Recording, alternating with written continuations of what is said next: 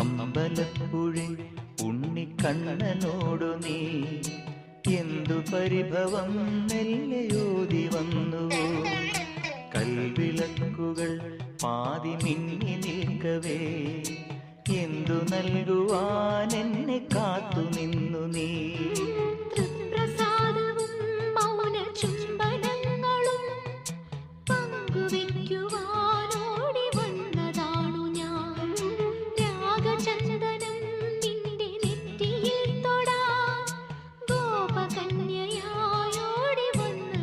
ഇന്ന് തൃക്കാർത്തിക കാരണം ഞാനും അമ്മയും കൂടിയിട്ട് അമ്പലത്തിലൊക്കെ പോയായിരുന്നു.